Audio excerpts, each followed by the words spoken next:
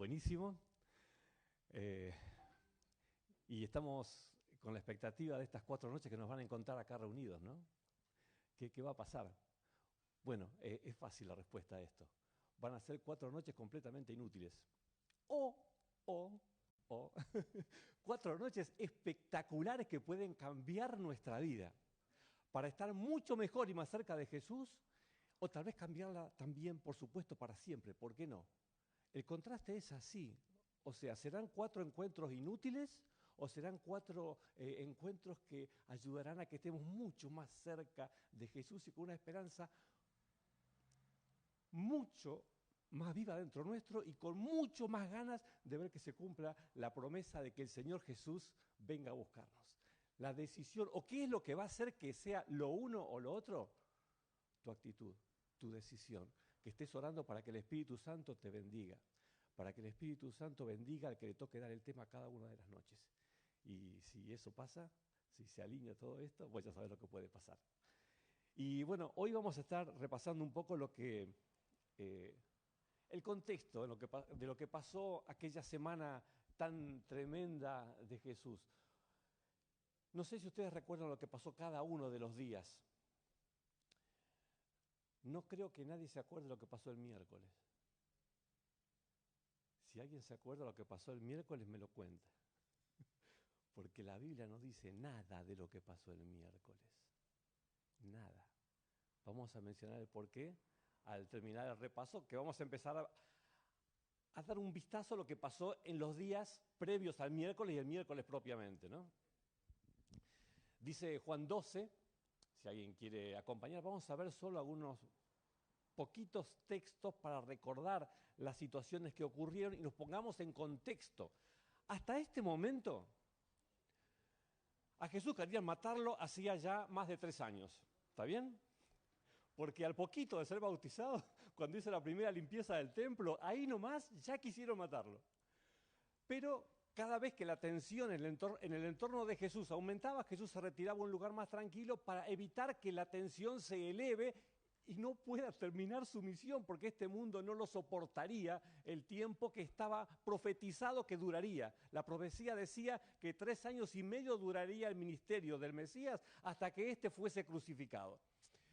Pero si Jesús no hacía esas maniobras de tomar distancia, de dejar que se enfríen las cosas, en nuestro mundo no lo hubiera aguantado 3 años y medio. Pero claro, el tiempo pasó y la hora de la profecía llegó. Entonces Jesús dejó de cuidarse con esto de tomar distancia cuando la tensión aumenta. Y lo que vamos a ver ahora es no solo que busca bajar la tensión, sino que la hace volar por el aire, la hace explotar. Vamos a ver un Jesús tan admirable en estos días,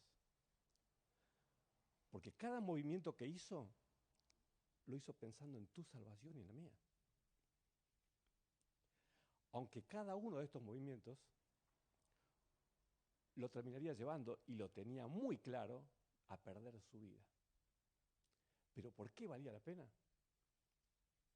Porque eso evitaría que vos tengas que perderla. Y todo empezó el sábado de noche.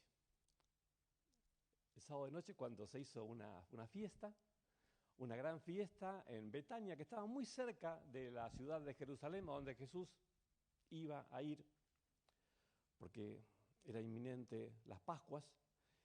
Y entonces hubo una gran fiesta ahí, que marcó el principio del fin, o el principio de que todo esto explotara.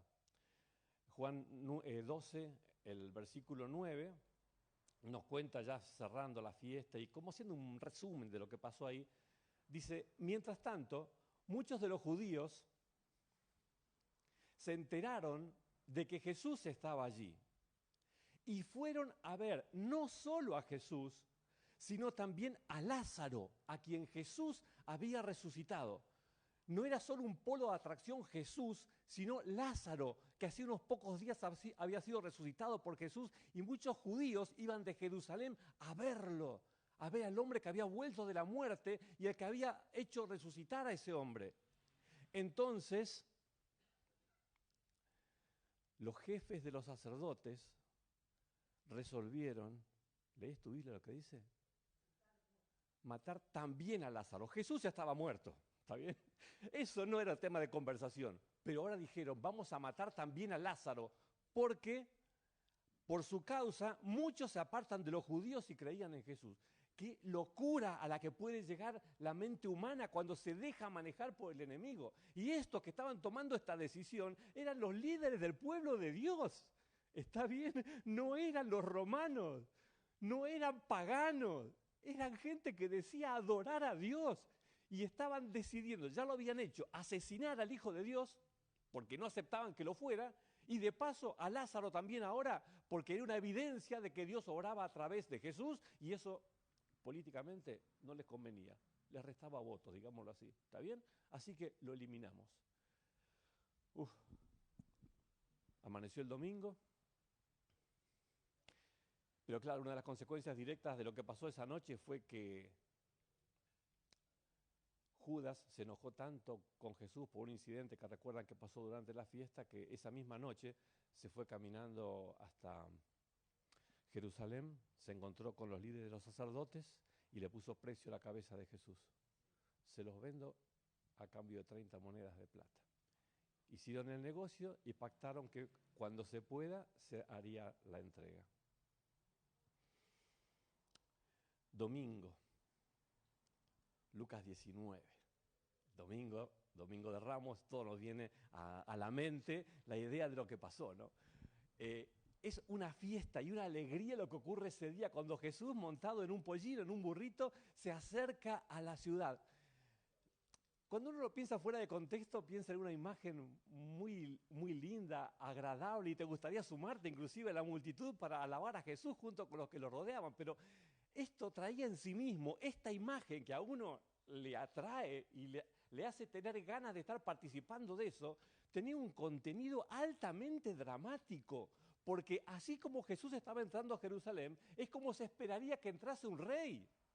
Eso no le sonaba bien a los que habían ocupado y los que estaban teniendo el dominio de Jerusalén, a los romanos. Se supone que esto no les haría ninguna gracia a ellos. ¿Quién es este judío que está entrando acá como rey, haciéndose rey? ¿Pero este quién es? Pero aparte, se veía, ustedes ven, ¿no?, lo que dice el versículo 37, por ejemplo, Lucas 19, 37, dice que al acercarse él a la bajada del Monte de los Olivos, que es el momento en el que, porque él venía de Betania. Cuando uno está en Betania y quiere ir a Jerusalén, tiene que subir un cerro y no ve Jerusalén, porque está del otro lado del cerro. Llega a la parte de arriba y después empieza a bajar. Cuando empieza a bajar ese cerro, es lo que dice este versículo. Cuando se desciende de ahí, de repente te aparece adelante la espectacular Jerusalén, y cuando ve esto, entonces todos los discípulos se entusiasmaron y comenzaron a alabar a Dios por tantos milagros que habían visto y gritaban, bendito el Rey que viene en el nombre del Señor, paz en el cielo, gloria en las alturas. Tenían una felicidad dentro, porque por fin Jesús estaba haciendo lo que ellos deseaban que haga hace un montón de tiempo, pero Jesús parecía que nunca quería tomar el poder. Parecía que Jesús le esquivaba el hecho de ser rey, aunque todos lo querían, pero acá las cosas cambian. Ahora Jesús tiene la actitud de un rey y el respaldo que se esperaría que tenga un rey de parte de todo el pueblo que lo rodeaba y festejaba esta situación. Qué lindo, qué fiesta esta, ¿no? Algunos, claro, obviamente, vos sabés cómo es esta historia, ¿no? Lo que para unos es una excelente noticia, para otros es la peor noticia que puede haber. Entonces, mientras muchos con alegría festejaban esto, había otros que eran la gente pensante, los líderes, los que se encargaban de mantener la paz y manejar toda la cosa, que cuando ven esto se dan cuenta que esto se les escapa de las manos, que esto no lo pueden manejar. Y entonces tratan de pararlo a Jesús y tratan de parar esto que está pasando. Y entonces dice que, versículo 39, entonces los fariseos que estaban entre la gente les reclamaron a Jesús, Maestro, reprende a tus discípulos que se callen porque esto va a terminar mal, Jesús. Pero él les respondió, les aseguro que si ellos se callan, gritarán las piedras. Jesús no está acá para estar haciendo componendas ni bajando la tensión. cada cosa que ocurre para intentar bajar la tensión, Jesús redobla la apuesta. ¿Se dan cuenta? Hizo esto intencionalmente. Y después cuando lo quieren hacer callar, le dice, acá no se calla nadie. Y si se callaran, hasta las piedras hablarían y continuarían haciendo esto. Terminó el día domingo y el lunes fue... ¿Qué día el lunes? Porque a Jesús, no te olvides, lo tienen acá entre ojos. Hace rato que lo tienen, pero ahora con lo que Jesús está haciendo, es como que hace que el ánimo en contra de Jesús se fortalezca más en aquellos que se han bloqueado a la voz del Espíritu Santo, que se han bloqueado a la voz de Dios y no lo quieren y lo rechazan. Gente que dice adorar a Dios, se bloquea a la voz de Dios y se abre a la voz del demonio. Es lo que pasó. Y estos líderes del pueblo de Dios estaban ahora sirviendo al demonio. ¿Esto puede pasar? Pasó. Nuestra única certeza siempre es seguir a Jesús. Quien no cambia, quien merece toda nuestra confianza y nuestra fe, es Jesús. Siempre es así, siempre es Jesús. Las personas nos equivocamos, Jesús no. Y ese lunes, qué terrible Jesús. Fue nuevamente de Betania, donde estaba parando estos días, va a Jerusalén y evidentemente no tenía mucho miedo de lo que pudieran hacer con él, porque Mateo 21, versículo 12, vamos a leer ahí 4 versículos, en Mateo 21, 12, nos dice que Jesús no se escondió. No sé si vos ves tu Biblia, pero ahí dice que Jesús entró en el templo. Entró en el templo. O sea, dicho de otra manera, se metió en la boca del lobo. ¿Vos sabés quiénes son los que querían matar a Jesús? Todos los que mandaban y los que organizaban todos los movimientos dentro del templo. ¿A dónde fue Jesús? Al templo. ¿Y qué fue a hacer al templo? Fue de incógnito, disfrazado para que no lo vean y no lo reconozcan. No, Jesús, dice lo que estamos leyendo, que entró al templo y echó de allí a todos los que compraban y vendían, volcó las mesas de los que cambiaban el dinero y los puestos que vendían palomas. Y mientras hacía esto, dijo, escrito está, mi casa será llamada casa de oración, pero ustedes la están convirtiendo en una cueva de ladrones. ¿A qué se refería Jesús con esto? ¿Eran muy caras las cosas que vendían? Sí, claro que eran caras. Aprovechaban, por supuesto, de sacar su diferencia, eran caras, pero no era eso a lo que se refería Jesús cuando hablaba de que habían convertido su casa, la casa de su padre, en una cueva de ladrones. Se refería a un robo infinitamente superior que estaban haciendo. Porque gracias a este comercio que se hacía en el templo, que técnicamente era algo muy práctico, porque los judíos que venían de otras partes del territorio, venían de lejos, quizás a 100 kilómetros de distancia o más, no iban a venir con un corderito de donde viniesen porque la idea era que en la Pascua se ofrecían el sacrificio de un corderito. No era práctico traerlo de 100 kilómetros de distancia. Entonces, ¿qué hacían? Se lo hacían fácil. Te lo vendemos adentro del templo. Entonces vos venís, traes plata, que es más fácil de llevar que un corderito, y listo. La idea era práctica. ¿Cuál era el problema de esta idea? El problema de esta idea era que las personas que tenían mucha plata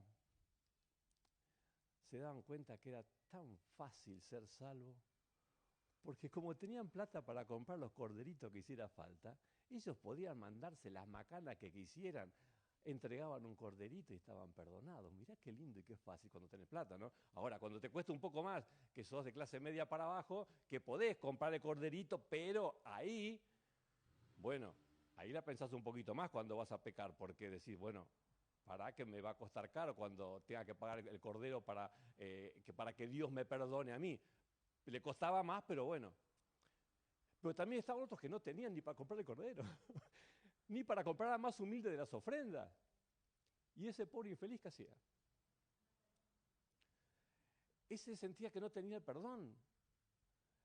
Sentía que se acercaba a la casa de Dios, pero se iba con las manos vacías porque no tenía plata para comprar el cordero. ¿Dónde estaba el gran robo que se hacía? En que a estos tres grupos de personas se les robaba la salvación. Porque el rico pensaba que por tener plata se salvaba, y era mentira. El que le costaba más también pensaba, con este esfuerzo lo voy a hacer. Y el pobre pensaba que no la podía obtener porque no tenía el dinero para comprarlo. Todos estaban equivocados.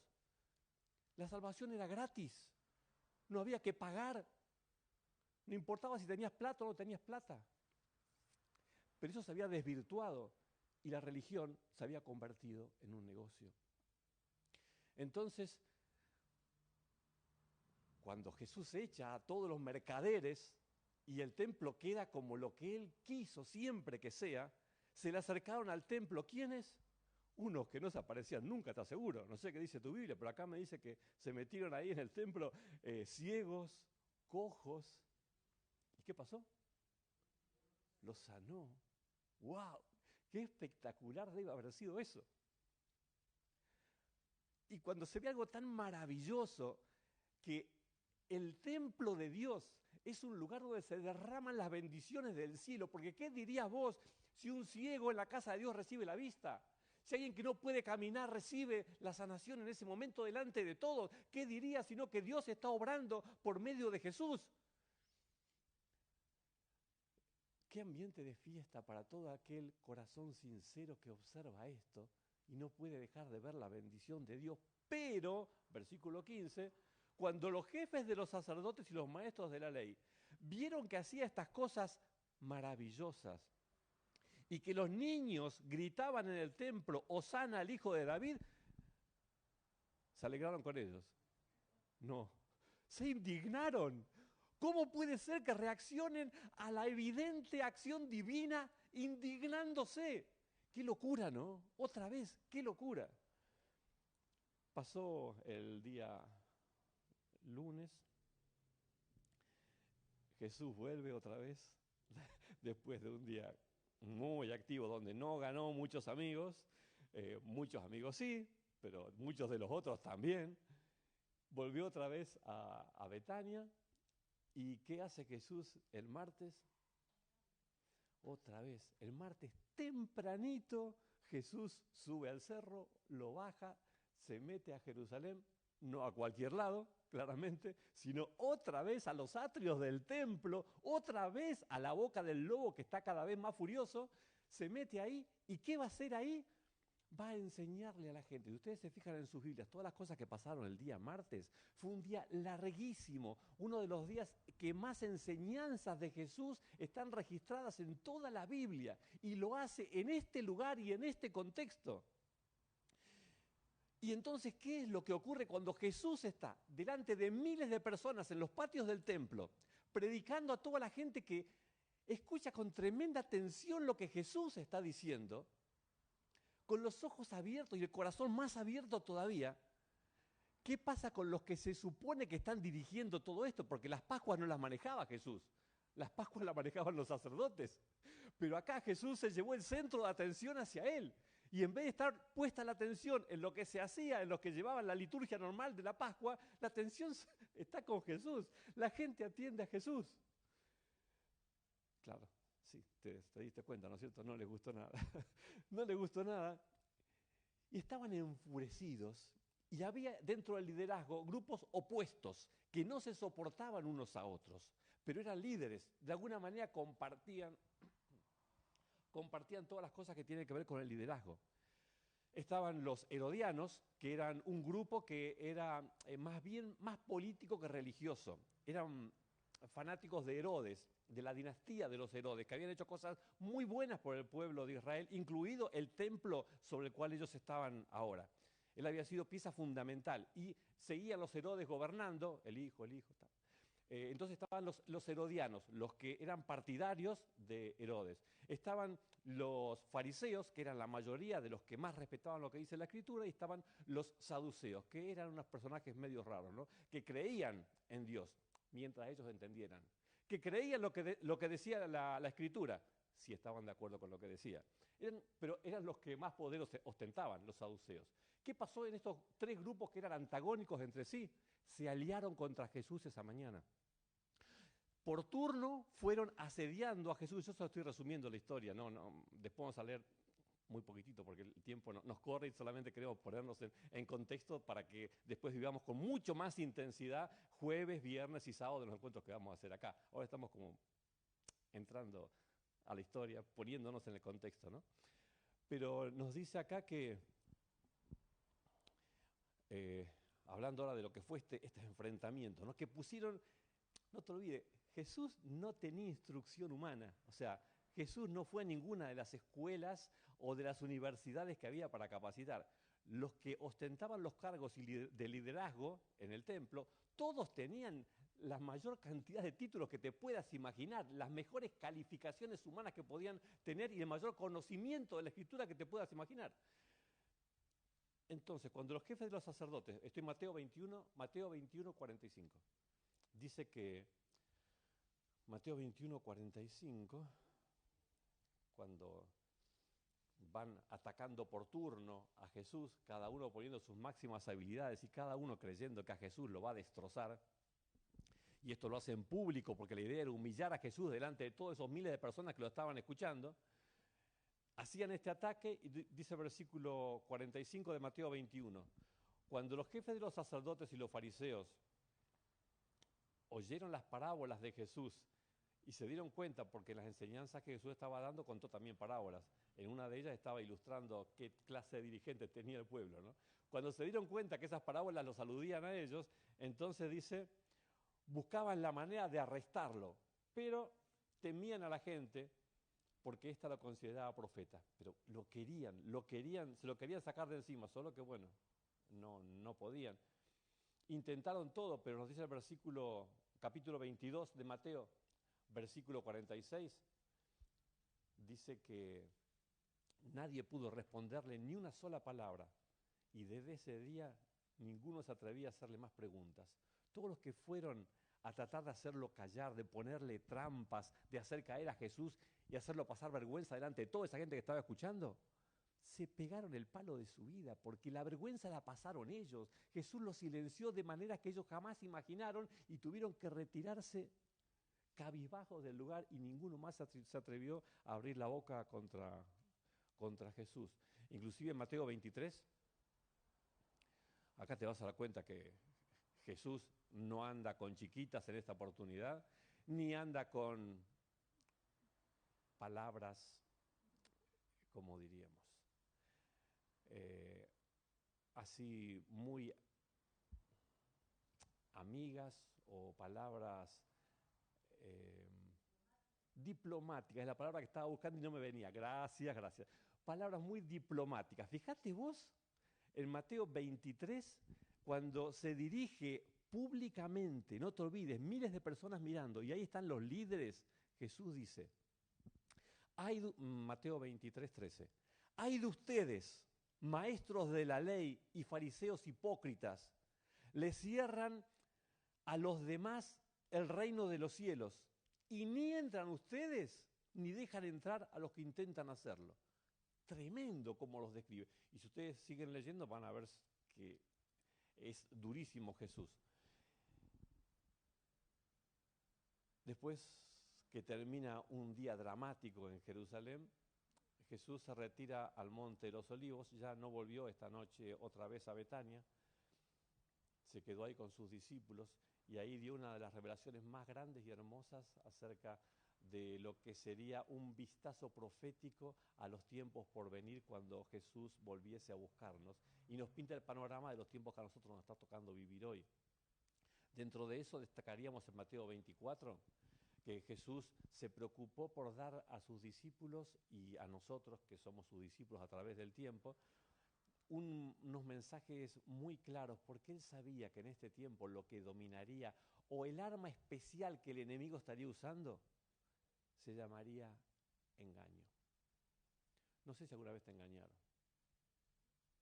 Me parece que sí.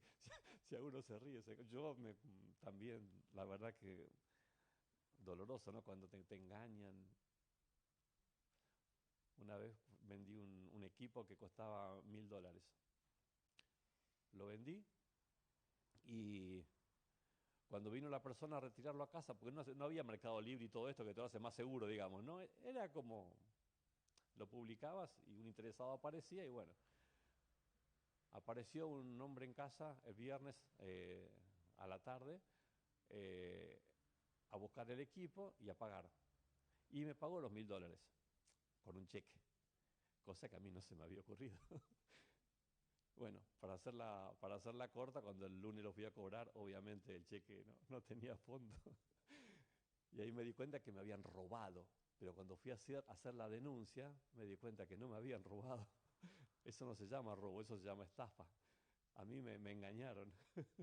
Qué feo que es cuando te engañan, ¿no? Sea con plata, sea con... Qué feo que es cuando te engañan. Bueno, el enemigo se encargaría en el último tiempo de usar este tipo de estrategia. Y la idea es que vos no te des cuenta, obviamente, para poder engañarte, darte lo que vos esperás, pero con una trampa detrás. Que te vas a dar cuenta, pero ¿sabes qué? Cuando te des cuenta va a ser demasiado tarde. Esa es la idea del engaño. Por eso Jesús les dijo, Mateo 24:4, tengan cuidado de que nadie los engañe, les advirtió Jesús. Vendrán muchos que usando mi nombre dirán yo soy el Cristo y engañarán a muchos. O sea, tendrán un perfil, tendrán una manera de ser, no sé, una llegada que con todo eso engañarán a las personas.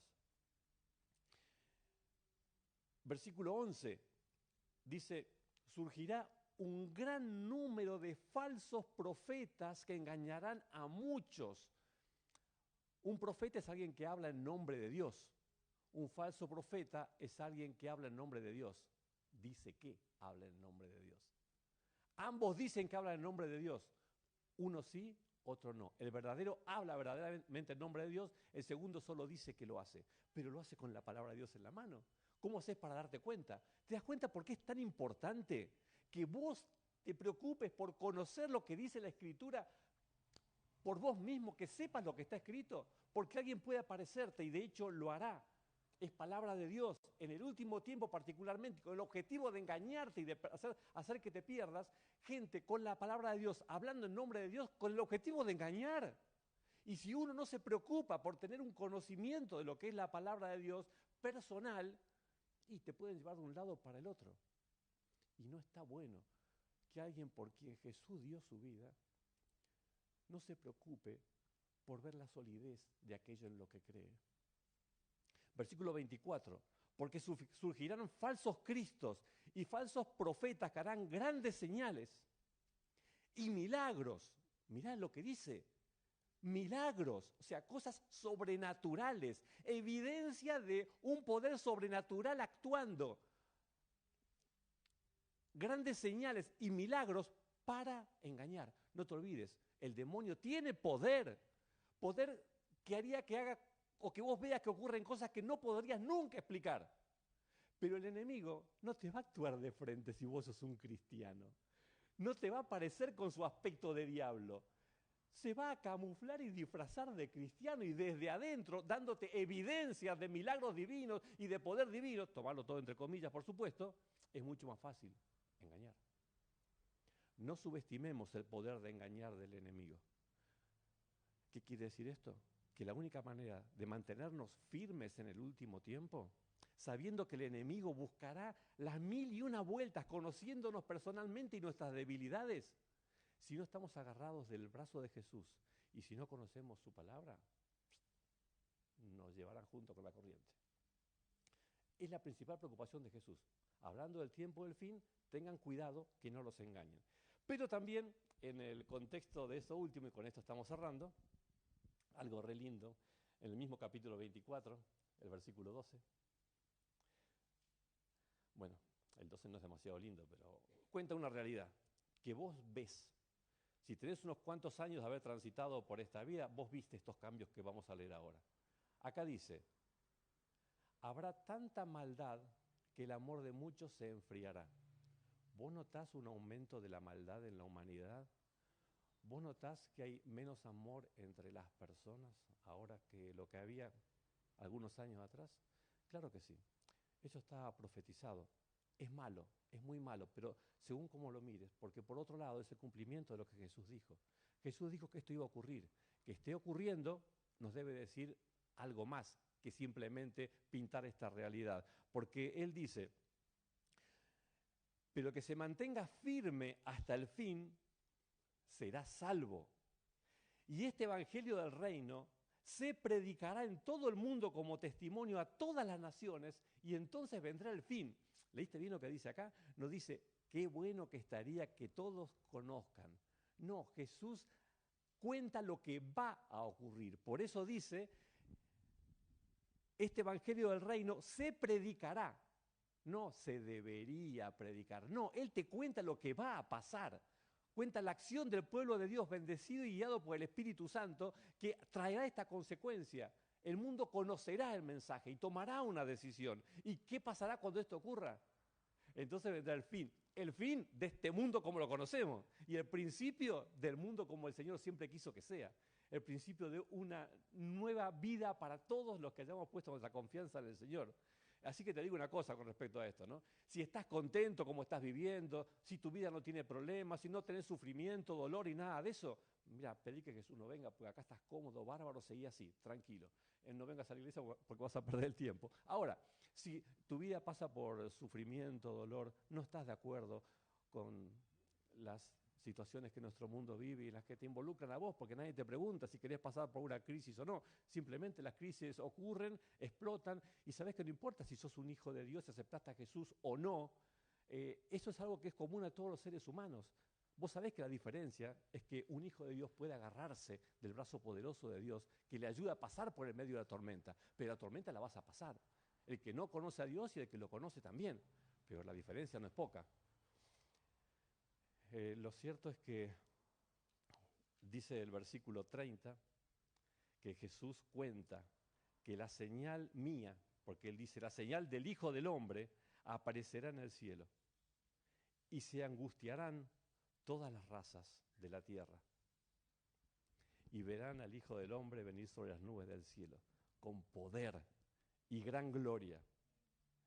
Y al sonido de la trompeta mandará a sus ángeles y reunirán de los cuatro vientos a los elegidos, de un extremo hasta el otro del cielo. Eso va a pasar. Por eso, aprendan de la higuera esta lección. Tan pronto como se ponen tiernas sus ramas y brotan las hojas, ustedes saben que el verano está cerca. Termino el pensamiento de hoy con esta pregunta, ¿no? ¿Se ven los brotes verdes en la higuera? ¿Vos creés que el contexto de la sociedad en la que estamos viviendo coincide con lo que el Señor pintó que ocurriría en el final de los tiempos? Porque si vos creés que es así, Jesús te está diciendo algo acá. Lo que te está diciendo es que Él se está acercando. Que dentro de todo lo malo que vos veas por todos lados, porque a quién le gusta enterarse de lo que está pasando en Ucrania, o sin ir tan lejos, en algún lugar cercano a tu casa donde los chicos no tienen para comer. No está bueno, ¿no? O sea, podés encontrar dolor y sufrimiento lejos y cerca. Te puede pegar en tu familia o en la de tu vecino. No está bueno. Pero todas esas cosas que están ocurriendo son señales de que esto está madurando y llegando al momento en el que Jesús va a intervenir. Así que la mala noticia tiene que decirte a vos que el tiempo está cerca. Si hay decisiones que tenés que tomar. Si por ahí venís dilatando algún pensamiento que tiene que ver con, ¿le permito a Jesús manejar mi vida o la sigo manejando yo todo lo que puedo y cuando no me queda otra le doy una manito a Jesús también, ¿no? Le dejo que me dé una manito cuando yo no puedo? Yo te invitaría a que lo pienses. Mira, me gustaría hacerte un llamado esta misma noche, pero vamos a dejarla para el viernes. Pero sí quiero que estés pensando en esto, y yo lo digo para mí, por supuesto, también, porque estas palabras que estamos diciendo ahora son, en primer lugar, para mí y a quien le venga bien también, ¿no? Tomemos este primer encuentro como un desafío para que durante estos 4 días estemos viendo al Jesús más admirable que alguna vez hayamos imaginado. Porque esta no es una semana de sufrimiento y dolor, aunque lo hubo, y en gran escala, sino una semana donde la gloria de Dios se manifestará de una manera increíble en la cruz. Vamos a ver a un Jesús tan admirable que ojalá vos y yo no podamos evitar ser sus seguidores cada día más. Y no podamos evitar desear cada vez más poder ver que se cumpla esa promesa y deseamos de lo más profundo del corazón que el Señor venga y que venga pronto. Amén.